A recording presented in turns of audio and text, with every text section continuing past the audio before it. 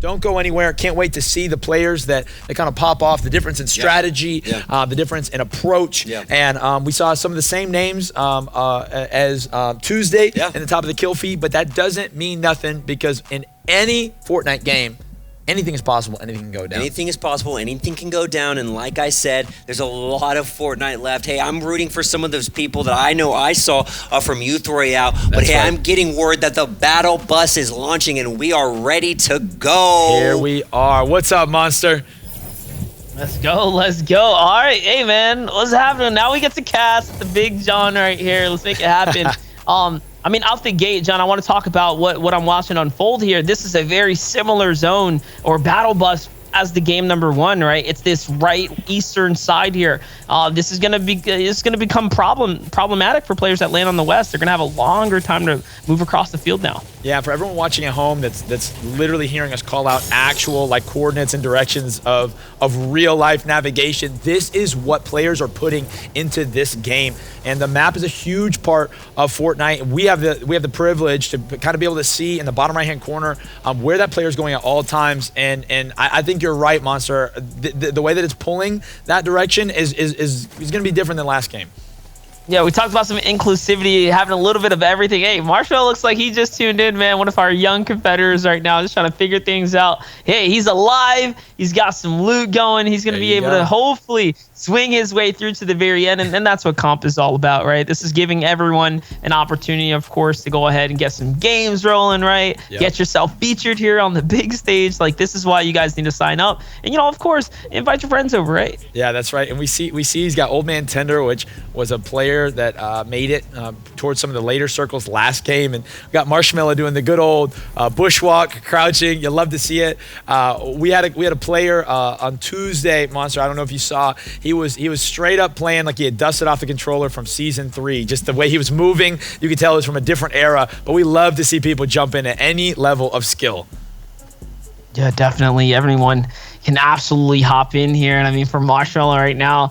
If I'm him, I mean, listen, the stakes are high right now, Marshmallow. Keep a low profile. Don't do it. Oh my gosh, don't do it. Hey, old man might teach a young buck a lesson here. Listen, old man, he's proven he's got what it takes, man. That dude was aggressive in that last game. He was definitely moving like he knows where he's going. We see Kenny G in the kill feed up there. He's been a regular of our practice server and elevation youth tournaments. And here we are with Old Man Tender himself. He's got himself in a little bit of a fight.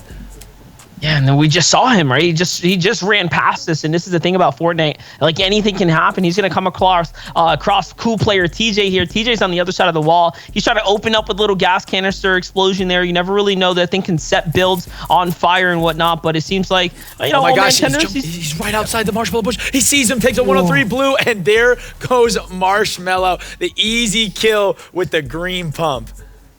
Yeah, and listen, he just found him there in the bush, and that's the thing, right? When you go down 2, you generate siphon, you generate material. So getting to Elim, I mean, it may not feel like it matters because all you want to do is get top 3, of course, for the placement points and for the cash. But hey, it sets you up to be better right into the end game. This is that free loot that he was looking for. Yeah, and for everyone who's looking at Fortnite for the first time in a long time, you see a player stop like that. You see a little map icon above. It means he's checking the map because he's on the hunt, taking shots at Calc right off the rip. This is a great player as well. This is not just some nobody, right? This is someone who knows how to play the game.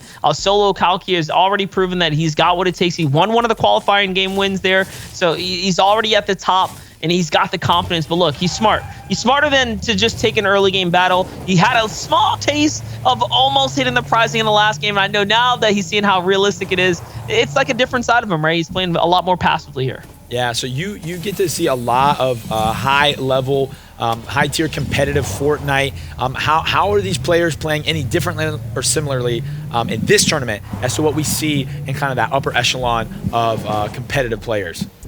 Yeah, if anything, I mean, we're noticing that it's gonna start out the same way, right? The early game, box fight warriors, they're gonna do their thing. They're gonna be these guys like Nafi right now, who wants to try and run away from this opponent. He wants to stay alive here, but the other guy is like, no, I want to fight here because you're gonna be the man that's gonna give me all the mats, all the material, all the resources that I am looking for, and it's Primers. Primers, who's now put his name on the map here. He let us know loud and clear he's willing to take a fight and he's willing to win these fights, no matter what what stakes are on the line. Yeah, and Primers is not afraid for the close quarter combat, and I think that's something that really is different.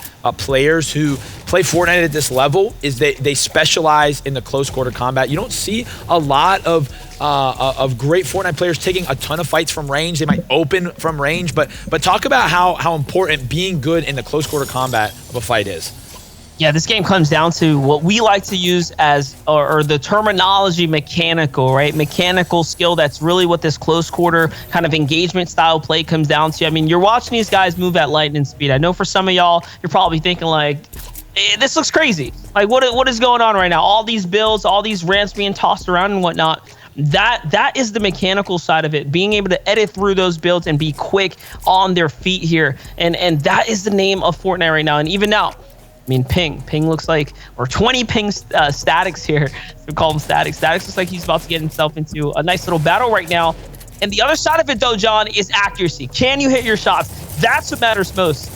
Oh, and statistics, Static shows he definitely can hit his shots, but he gets taken out by Clips from range. Clips making the most of a third-party opportunity, and I think that's really something that we watch in these early fights. It's not normally always a one-on-one.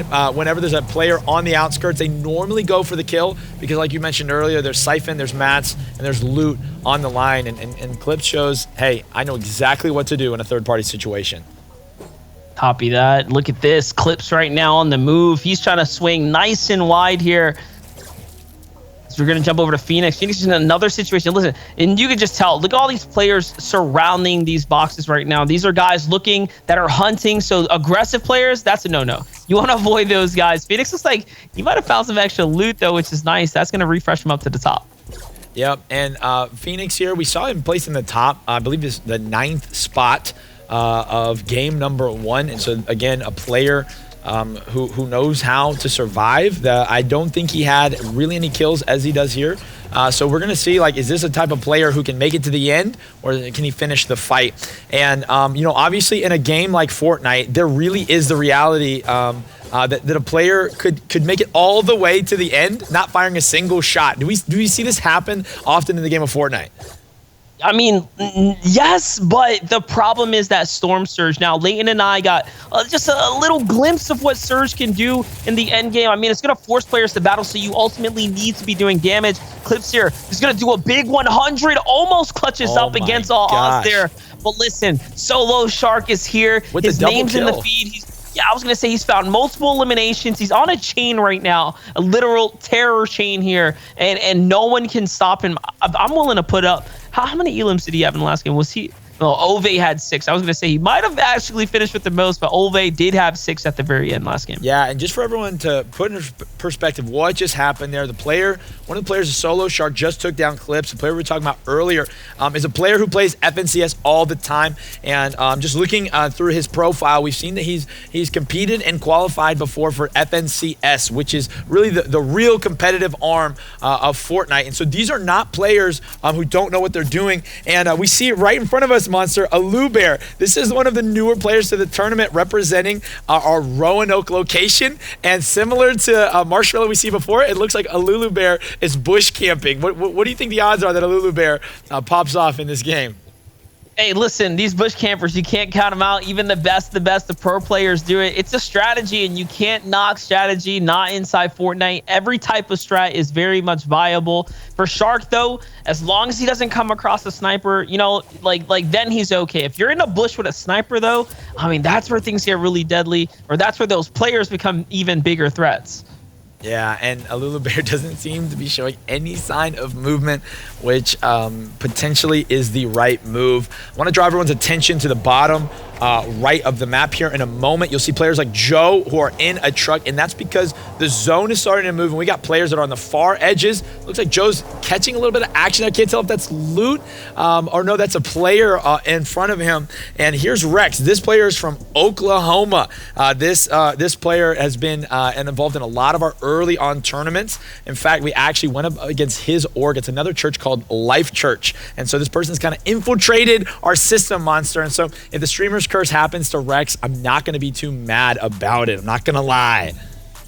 Yeah, definitely don't want to be, caught out here. But hold up, Ben Penn on the move right now. Ben Penn sneaking up on a player. There's a guy right in front. Okay, Rex gets spotted. No, Frisk actually opens fire from behind. So now Ben Penn's going to be in the worst of the two situations. He's actually pinched between both sides here. Luckily, one of them is going to go ahead and back off here now, John. So Frisk is going to say, hey, you know what? I didn't hit my sniper shot. I'm going to go ahead and disengage now. You do you. I'm going to be over here. And they're just going to have to, call a friendly truce, right? That's the nature of Fortnite, though. Yeah, so talk to us about what these players are thinking right now. Are they trying, this early in the game, kind of getting towards mid-game a little bit, are they trying to get into the center of the circle, or are a lot of these players going to stay on the edge? What are most of them thinking right now?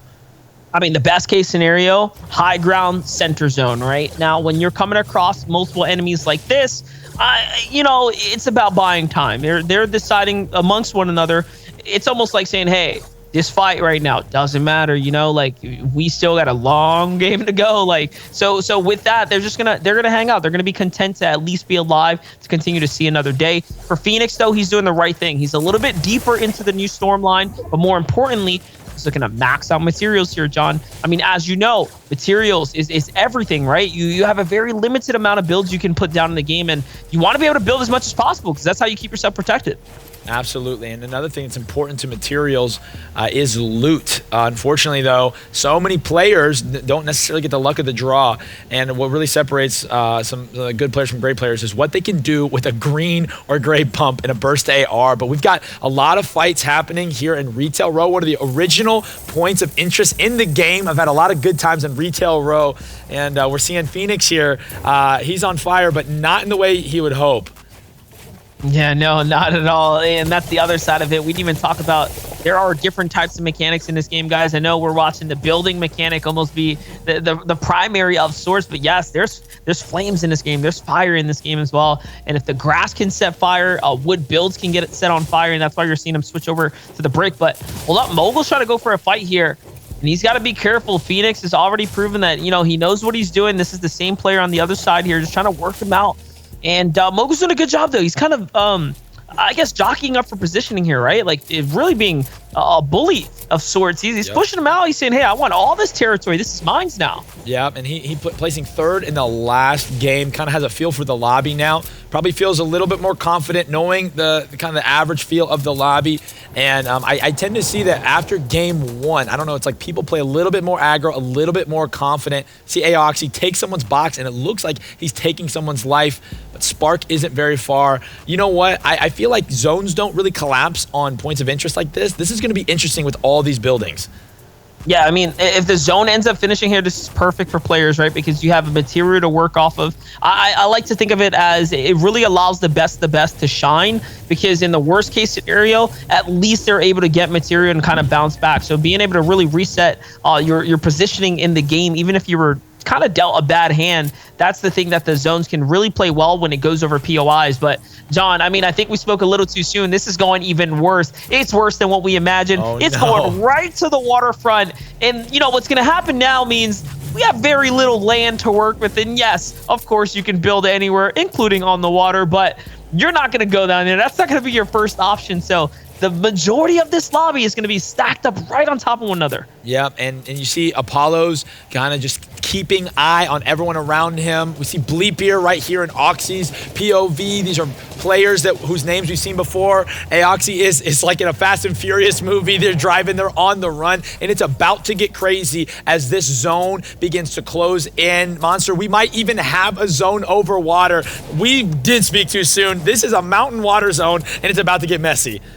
Yeah, this is it. Aoxy looking for the fight, though. He wants this refresher here, and that's because he wants to control all the territory. And like I mentioned before, passiveness is a sign of weakness sometimes to some of these better players, especially one like Aoxy. And I called him out because he knows how to win in these high-level lobbies, and you could just tell by his movement, his positioning, his play style so far, like even just saving the vehicle here. He is thinking well in ahead of all situations. Not only that, this is the most prime location to be in. He is dead center on a little bit of high ground, which is absolutely perfect for anyone to be on. Between him, Frist, and Carve, I mean, they have the best spot on the map right now. Yeah, Frist is definitely in what at least appears to be just a strong location. Really, it's his to lose at this point. He's got high ground, he's got some great builds, and he's just waiting for people to push him. But Mogul and Phoenix are kind of trading blows here, wall for wall, shot for shot. These players are feeling each other out. Doesn't look like either of them are going to sell out too much to being aggressive, but as I say that, Phoenix kind of pops his head out, is going to take a chunk off of Mogul's shield, and we see how this action unfolds. And now he jumps into the box. He's looking for that error follow-up. He is going to get every tag, but it's not going to be enough, as Phoenix is just going to prove that the shotgun is a little better. The fact that he had 2 HP left and then gets the siphon there, though, it was close, man. Phoenix, I don't know if you should be laughing at that one. You just barely got away, my man. But you know what? Celebrate while you can, because you are still in this game. Yeah, and so a key item that we've seen kind of in this last season, this current meta, has been those chug cannons. A lot of players are rocking 2 of them. Can you talk about how that item might play a hand in these final circles here? Yeah, listen, chug cannon is the item to have right now. The fact you can hear yourself, it buys so much additional time in the end game so that you can sit behind very late, stay in the storm. I mean, someone like a Lulu Bear who's trying to, hide in bushes, stay low key, not fight, use cars, literally stay on the outer edge. He's the man that's going to need that chug cannon, right? And look, a Lulu Bear really flexing out his builds here. Hey, he at least knows how to go ahead, make his 1x1 and play nice and smart. But Reaper's noticing that, hey, this guy came in a little late. He could be weak. But no, Reaper's going to go in and back off here. He's got those hot flopper fish as well. When you eat these, you start to jump. So this is really good for movement. And look, I mean, Jon, it's going right back to the east here. So it's going to be another big moving. Everyone who's got these high ground positions, they're looking like the best players in the lobby right now. Yeah, we see Frix maintaining his high position. He's going to do that as long as he can until, of course, the zone or player pushes him off. But it's going to be a pretty daunting thing to push him. We've got Reaper 5-2-1 here, staying low, getting shot from the back. Jon building furiously, not sure where all the shots are coming from. Doesn't have a bead on his enemy, and he's going to have the pop-a-flopper as he's almost dead. That's a great moment to catch his breath, and he looks like he's going to survive this, but it's not going to be much space left for these players as this zone closes in. There's going to be less and less places to hide, nowhere to run, and we're going to see a lot of close quarter combat. Yeah, listen, at least I think you, myself, all the players included can celebrate that at least we have some land, right? We have a good amount of land up here. So that's what matters the most right now, that these players are not looking to, craft some new homes on the waterfront. As much as we'd like to own a home on the water, not in Fortnite. You don't want a home on the water. It's just not going to work. It's not the same thing. Doesn't translate as well as, again, this is a great drone shot here to really show that this is like Death Valley right here. Yep. Like, you are in the middle of just sight lines. All these players that got the high ground early, all the dudes that can see down from those big 1x1s. I mean, you're going to be the target. That's the target zone right there. Yeah, here's Solo Shark sitting on 3 kills already. Decent amount of builds here. A great kit. It's going to be a player to watch. And here we are as Olive, one of the more cracked players in the lobby. Hasn't gotten any kills yet, but is definitely looking to pop off here. Do you think Olive's edit peeking or just waiting to see what happens? Yeah, no, he's not taking any risks. This is why he's sitting inside the box. I mean, this is the zone, and if you really pay attention, this is like the eerie silence. Look, not a single person shooting, right? Like, everyone's like, okay, 10 seconds. The zone's going to reveal itself. This is just information gather time so that when the zone does show, you have a game plan. These guys are trying to strategize. What happens if it goes all the way? What happens if it doesn't? And look, Alve just missed his box by a couple fixes. Going to cost him a little HP, but look. The zone pulls, it goes southeast. There's only 2 people in the zone. Of all the players in the lobby, only 2 guys basically got the zone there. Yeah, we've got 43 players left, everybody at home. There's definitely been a lull in the action, or shouldn't say action, but definitely in the kill feed, but that's going to change really quickly. These players have been probing, they've been fighting, they've been checking each other out, but now it's going to come down to an absolute carnage as this zone is pulling further and further away from the majority of the players on the map. You're going to see that number in the top left corner decrease rapidly as we already see DN Swirl get a quick double kill on Spark G and Tweet, and this player, Swirl, be careful. It's got a lot of momentum. As we jump in with Wavy, we're gonna see player after player popping off as Dino Nugget runs for his life. Yeah, Dino Nugget is just trying to stay alive right here. Nugget's just vibing back and forth. He's going to open for the shot exchange, but the gunplay on Wavy Hype is just a little bit better. And Wavy's got a full legendary tactical shotgun. So not only does he's got, you know, he pulled the zone here and he's got positioning, but he's got the power weapons. We like to call this the man and a half. That thing can do some serious damage, can really swing fights in your favor. And when you have the health lead like Wavy Hype does, I mean, he's looking awesome here. On top, though, Aoxy still getting busy right now. He's going to take down CVL Canada. Very nicely done, and this is a refresher for him. Now he's got all the mats. Now he's set up for endgame. Yeah, and what Aoxy is able to do here is play slow and steady. We were kind of watching him earlier. You were challenging him to make sure that he was pressing out, but it looks like he's taking your advice and is getting some of that high ground, getting some of that aggression. You just saw a Lou Bear from our Roanoke location go down, but no worries. Yes. Gotta love it. Gotta love the, you know, the trying there. Hey, listen, he survived almost, you know, nearly more than half the lobby there. So shout out to Lulu Bear. Well played there. He falls to Jaden, so Jaden's still getting active right now. We saw him also being a little passive in the early game, so you gotta love when players are something that's serious. Yeah, this is a huge base here, John. I mean, look, first we knew he already had the high ground before, but now he's been able to really anchor this up on top of all these other builds. Just look at his perspective, and he pulls the first moving zone. That means he's not only the luckiest guy to be on height right now coming into this late game, but he also gets the zone to come all the way right back to him. And here's that Storm Surge warning again. This is the game in play saying, hey guys, we got to get some action going. And Fricks is going to get shot up and is going to make the escape with the launch pad. That was actually Aoxy that jumps on him. You saw that yellow skin there. That was the player we've seen time and time again continue to really turn up here in the end game. Remember, all that matters is top 3, ladies and gentlemen, but you still have to fight your way through. That's what the Surge is all about. That's what the Surge really allows to happen inside the game. It forces fights here. For Ben Penn right now, he's got a big decision to make. Does he land on high ground and go for it? Yes, he does. This is the second time now Ben Penn has tried to go for high ground, and he's found success doing it. 2 games in a row. There's only 3 games. That's a prestigious number of games. Just literally every single game matters. You might as well play for height. It's going to give you the best odds of taking home that victory royale. Yeah, we're seeing fan favorite Bleep here in there. Kenny G, Wavy Hype, Resi9. These are some serious players here, but they're getting absolutely moved. This action is going to pick up quick. We're already down to 19 players, 18 players. Krabby's going to take out FN Brett there in the kill feed as Ben Penn looks to take advantage of the high ground. We're going to see him look at all the players. He's got every option in front of him.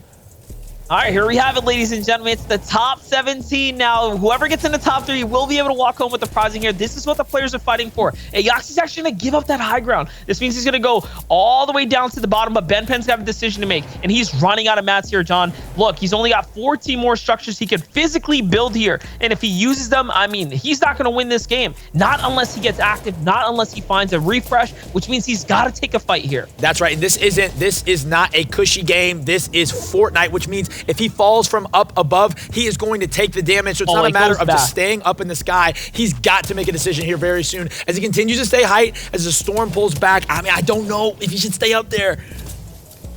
Look, and he's got no ammo either. He's running out of bills. He's running out of ammo. I mean, hey, second place is great if that's what you're playing for. We're not going to knock it. There's some big cash up here. He's letting the lobby do all the hard work for him. You can't be upset at that. Aoxy's still up down there. Yo, Immortal's going to fall to the zone, and that's what happens when he goes up and down. And now Swirl tries to make a launch pad up for high ground, but he realizes, hey, Ben Penn's got this all held down here. But Ben Penn, you could put up a front. You can try to act all big and bad up here, but you are only down to 11 bullets. What are you going to do, my friend? Are you going to get down down there and fight some of these beasts like Ove, who already won a game here. Ove has 4 eliminations right now. Look at this. He's just doing a great job reading the zone. Ove's completely out of material now, though, John. Oh my gosh, Ove, no stranger to a situation like this, knows the moves to make, but this is a hugely complicated mess of builds down here. It is so hard to navigate. This is what really stresses me out about end game Fortnite. He's got a lot of decisions to make here. I mean, look, he's just trying his best to avoid all these players, but he's out of mats here. No, gonna take the chunk. The fatal jump. That was the fatal jump. He slips all the way on down. Swirl's gonna get taken out by Kalk as well in the process. Ove does manage to stay alive somehow, some way. He finds a little bit of ground here and now. He's got to battle his way through this. He needs this Siphon. 34 tag there. Ben Penn on high ground, fighting for his position in this tournament as well. He is completely out of builds, guys. He's gonna have to jump here, but no, he gets taken out. 2 players left. Top 3. Kalk has second, and Kalk he hits a jump pad himself with the launch pad. And now Apollos, you can't miss here. Don't panic. Apollos is out of builds. He drops himself down. Oh no, he falls. Kalk stays alive, and Kalk takes it. Kalk wins the game. What in the world did we just watch, John? Oh my gosh, for everyone watching at home, this player hit the absolute perfect location on the ground, avoiding certain death. And I would love if we could see MonsterDface's reaction right now, because that was a crazy finish, and I just can't believe it. I have never in my entire life ever seen a circle pull that way behind retail row monster. What was that? And it went back and forth. Like everything was looking like the stars were aligning for Ben Penn, but my gosh, what a launch pad. You know, I thought it was all over. I nearly made the call, and then I see them switch in the final moment. So what a play, guys. Yeah, it looked like sudden and instant death. A fall from that height would have eliminated that player. I didn't even see the launch pad. He nails it perfectly. And I can't remember the name of that second place player there. He had a lot of opportunities. Apollos. Had a lot of opportunities there, but certainly did not expect a player to be coming from above on a glider, and just got really turned around, and what a finish. Goodness gracious. Unbelievable. It's unfortunate, but that happens. It happens in those last moments. You don't know where someone's coming from, and especially when you're aiming with that shotgun, it's very unfortunate, but holy cow, what a incredible end game. Only at YTHX21. I don't think I've ever seen a zone like that in my life. But we got to thank MonsterDface. We still have one more game coming up. We may or may not be able to finish it, but it still will be played. And in just a couple of moments, we will find out our top 10. Holy cow. Yeah, the team is putting the stats together right now. And we're just so thankful for the whole practice server team. And make sure to follow them on social media and hit up MonsterDface on Twitter and Instagram. What they're doing is so amazing. One of the organizations that he listed earlier that they work with consistently is an organization that helps middle schooler and high schoolers get college scholarships through esports, even interacting with a lot of their practice server team. These are young guys, and we have shared values in that sense, that we believe in the youth. And so whether it's through playing Fortnite or producing esports, these are people who are going to help you just take your passions and put it on purpose. Yeah, absolutely. And hey, if you're at home and you love video games, you want to find a community to get connected, you can come connect with our community, discord.gg/elevationYTH is where you find all of our details about even Minecraft. We had Minecraft yesterday. J-Dot made a server. I saw people in chat saying, hey, I'd like to do this. I like to do this. And I know there's people in the Fortnite community say, I need someone in my trio or in my duo squad. That a lot of the Fortnite games provide tournaments. Maybe you need a friend to play with you, and hey, you can find out people like that in our Discord. Yeah, and we see our chat host going off, Grace Lal, who is tuning all the way in from India, is letting us know about all the ways you can stay connected weekly with gaming. And we're ready to show the scores from game number 2 of 3. Craziest game. Let's see it. Let's see these scores. In first place, going to Solo Kalk with those 4 kills. But Kid Apollos, unfortunately, just not able to hit those shots. Still second place. Still going home with some money with 5 kills. In third place, Asian Feeds with 2 kills. Look at that. Just like that, Game 2 in the books. Yeah, and you're seeing the kill feed here. Ben Penn, great positioning, wasn't able to turn it into any kills, but shout out to all those players. We had players from Austin, Texas, like Mark playing California, Ben Penn, so many players from Canada, like Kid Apollos there is playing from Ontario. Wavy Hype is playing from Tennessee, and Dino Nugget, we saw him for a second there, is from Ohio, but part of our E-Fam, our online locations that started watching during quarantine, and he says, I loved YTHX last year, so I wanted to do it again. So Dino Nugget, we are so glad that you're here. We also saw our friend Juan from Colombia, Gatzello, die to the storm surge. You saw it in the kill feed. He told us, I'm playing on 150 ping. I want to bring MonsterDface on one more time just to sign off. Monster, any final words to the youth nation? Where can they find you on social media? Any last words? Yeah, listen, last words is honestly, thank you guys so very much for involving me. And you know what? That was a game worthy of a closeout. Like, I'm not even mad. Love you guys. Thank you, Leighton. Thank you, John. And of course, shout out to Elevation Youth. And appreciate you guys, man. This is really great. Yeah, well, I hope this isn't the last that you guys will be seeing of MonsterDface. But we support you, man. We got your back. We believe in what you're doing, and we believe the best is yet to come. You're a life example of I think how hard work and dedication and character can build a life that people only dreamed of. And so, Youth Nation, this is a man to watch. Let's go. Hope you have a great rest of your summer. Catch this man on all sorts of what other broadcasts you got coming up? Any other broadcasts you're excited about? Listen, I got a whole bunch of stuff. All I can say is go check out the Comic-Con channel. They're doing some virtual stuff, so we may or may not be behind that. Titles, so no, we're doing some cool stuff. We love working with awesome people that support, of course, just inclusivity, right? And that's what it's all about. So again, thank you guys, and just to answer your question, at MonsterDface, all social media handles. I'll see y'all there. Thanks for having me. Thank you so much. See you, Monster. We want to thank everyone who participated in the Youth Royale Gauntlet. It's been an absolutely incredible time, and this may be the last time you see John and I for YTHX21 cast for our esports segments. And John, it's been an honor. I think I just lived a dream. I've been living a lot of dreams this week. It's been a lot of pinch me moments, but hey, you know how we end this. Youth Nation on me. Youth Nation on 3. 1, 2, 3. Youth Nation! That was amazing. Hope you guys enjoyed that one. Hey, that came from our summer experience of YTHX21, 168 hours long. So there's a lot more to see. That's right, so much more. You don't want to miss anything. So make sure you like, comment, and subscribe to get all that content. We believe in the youth! It would be the way I would definitely be playing for placement. But it also means there's an advantage, right, Monster? If you